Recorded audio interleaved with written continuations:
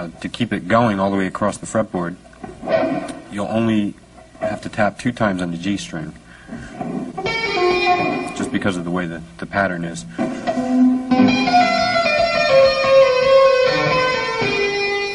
After you've gotten down to the B on the B string, and you've pulled it off to the A, the left hand by itself will tap the G note on the G string. The right hand will tap the note A on the G string.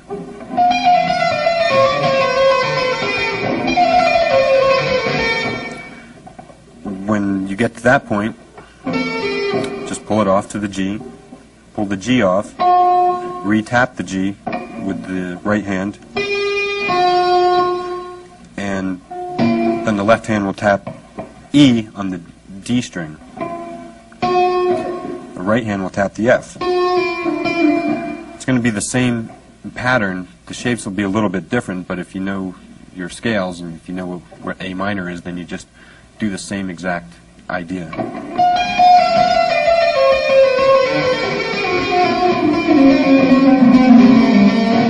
Take it down as far as you want. You can, until you run out of strings, or until your hands collide with each other, which might create even a cooler effect. Another variation of that is a blues idea, or a pentatonic idea. Keep it in A, jump down here. It's going to be the same idea, but you won't be tapping as many times on one string. I'll start here on the note D on the high E string.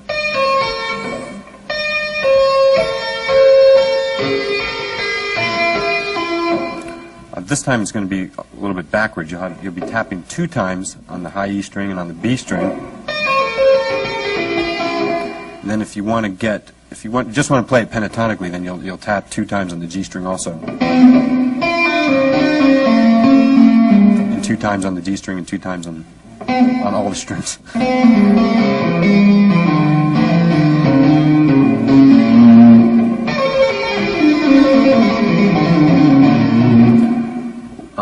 If you want to get the flat 5 in there and make it sound really bluesy, then you'll tap 3 times on the G string. When you get to this point, instead of going to the note D, go to E flat or D sharp, and then tap on the E, pull that off to the flat 5, pull the flat 5 off, re-tap it with the right hand, pull it off, get the note D, pull it off, re-tap the D.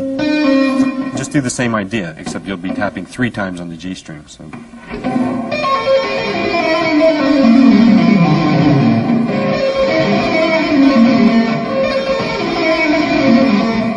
I use that a lot. You could go up again with it, you could ascend with it, but it's a little bit more difficult.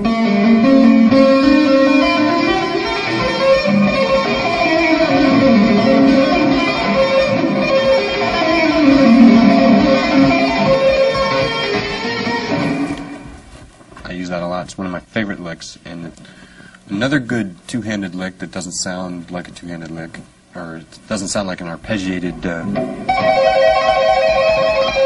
that kind of thing that you've heard many times, is an ascending run that I use a lot. I'll do this one in A major. I'll start on the note E, and what I'm going to be doing basically is just playing 3 notes per string. 2 of the notes will be with the left hand, and the 3rd note will be with the right hand. The only difficult thing about this is that if you're not real careful, strings start ringing out because you don't have this hand over against the bridge to mute anything. But just keep working on it, and you'll have it no problem. It'll be fun.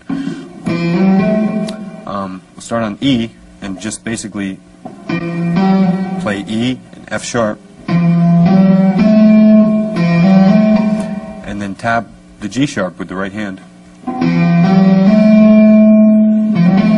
And do the same thing. This particular pattern will be the same shape on the first 3 strings, so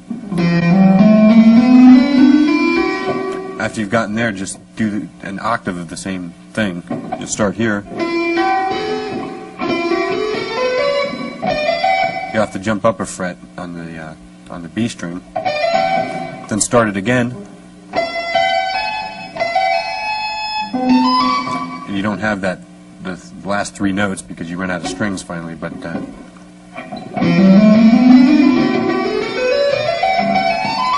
you get a lot of speed with that, probably faster than anyone's left hand if you work on it.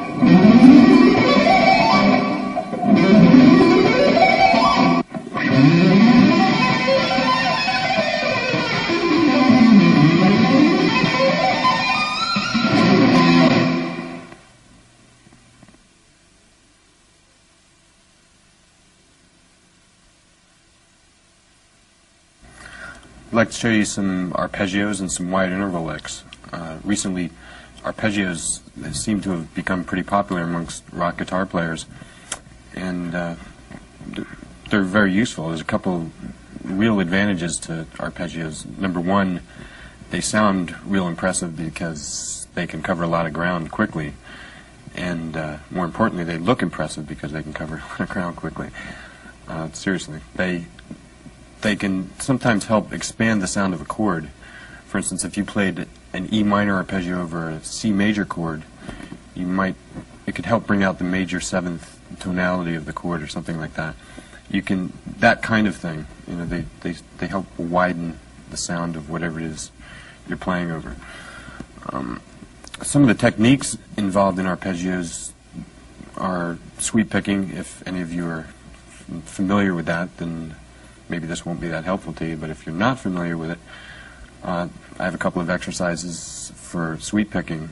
I don't sweep pick as much as a lot of people think I do, but I do sweep a little bit, and well, I'll show you one of the exercises right now. This will be a C major triad, and it's going to involve two different positions. The ascending sweep will be a different position than the descending sweep, but you can combine them both together and have a large 2.5 octave arpeggio. So I'll show it to you. I'm starting with a downstroke on the note C with my middle finger. I'm playing the E on the A string. Then I'm hammering on to the G note of the A string. And this will all be one sweep downward. When you get to the D string, you hit that with a downstroke, and that's your octave. When you get to the G string, you play the E again, and then just kind of bar that fret. To come back down, what I'm going to do is you hit that high E. The way I do it, I hit that high E with an upstroke, and then I slide up to the G with a downstroke, and that's the end of the ascending version of the arpeggio. So we've sweeped until we got to the E string, then we started alternate picking. When you get to that high G, that will have been a downstroke. Hit up on the E note, and then you'll play this position. Just a different position for C major again. And that'll be all upstrokes from the time you hit the E note. Until you get right here, then you alternate pick again, at least the way I do it. So when you get to that C, you're going to jump all the way down to the G on the A string, and that will be with a different stroke, downstroke, and then up on the note E of the low E string, and down again on the C, and then you can just continue that.